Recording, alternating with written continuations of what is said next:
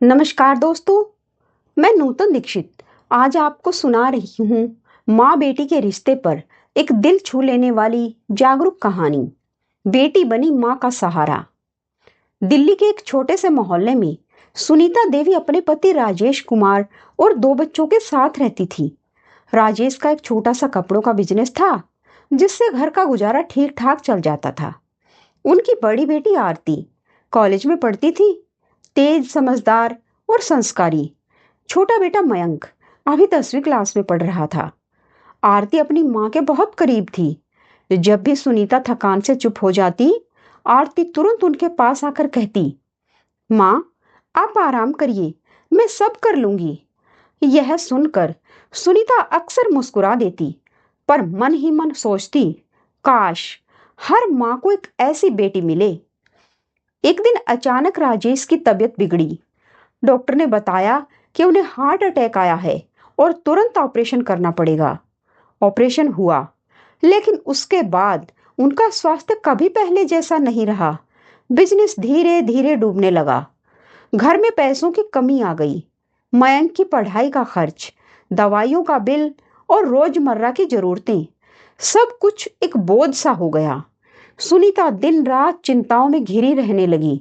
मगर इस कठिन समय में सबसे पहले जो आगे आया वह थी उनकी बेटी आरती। आरती कॉलेज के अंतिम वर्ष में थी। उसके सामने आगे की पढ़ाई और करियर बनाने के सुनहरे अवसर थे। लेकिन उसने अपनी माँ के सामने बैठकर कहा, माँ, मैं पढ़ाई छोड़ दूंगी। पापा की हालत देखकर मैं घर बैठ नहीं सकती। मुझे नौकरी करनी ही होगी। सुनीता की आंखों में आंसू आ गए। नहीं बेटी, तेरा पढ़ाई से बड़ा कुछ नहीं। तू अपना करियर बनाएगी, तभी हमारी मेहनत सफल होगी। मगर आरती ने दृढ़ स्वर में कहा, माँ, परिवार से बड़ा कोई सपना नहीं होता। अभी मुझे आप सबका सहारा बनना है। यह सुनकर सुनीता का दिल भर आया। लेकिन उन्हें भी कहीं न कहीं यह सुकून था कि उनकी बेटी सचमुच सच्ची औलाद है। आरती ने दिन रात मेहनत करके एक प्राइवेट स्कूल में टीचर की नौकरी पकड़ ली।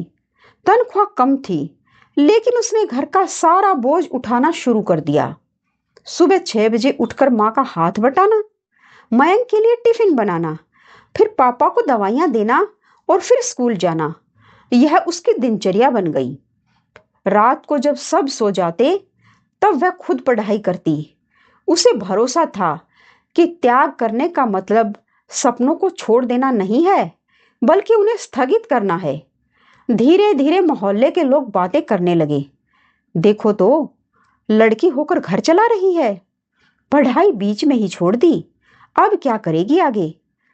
कुछ लोग ताने देते, कुछ दया दिखाते, मगर आरती हर आलोचना को अनसुना कर देती। वह जानती थी कि माँ बाप का मान रखना ही उसका सबसे बड़ा कर्तव्य है। समय बीतता गया। राजेश अब बिस्तर से उठने लायक नहीं रहे। इसी बीच सुनीता को भी किडनी की गंभीर समस्या हो गई।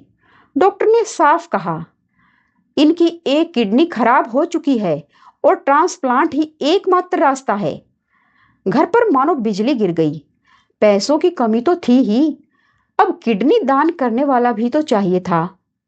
आरती ने बिना एक पल गंवाए कहा, मैं अपनी किडनी मां को दूंगी। सुनीता सन्न रह गई। नहीं बेटी, यह मैं कभी नहीं होने दूंगी। तेरा जीवन मेरे से कहीं बड़ा है बेटी। लेकिन आरती ने दृढ़ नजरों से कहा, मां, आपने मुझे जीवन दिया है। अगर मैं अपना हिस्सा आपको लौटा दूं तो यह बलिदान नहीं, कर्ज चुकाना है। ऑपरेशन का दिन आया। सुनीता की आंखों से आंसू थमने का नाम नहीं ले रहे थे। डॉक्टर ने पूछा, बेटी, तुम्हें डर नहीं लगता? आरती मुस्कुरा कर बोली, डर तब लगता है जब हम अपने लिए जीते हैं। मां के लिए जीना तो गर्व की बात है। ऑपरेशन सफल हुआ। मां बेटी दोनों ठीक हो गई।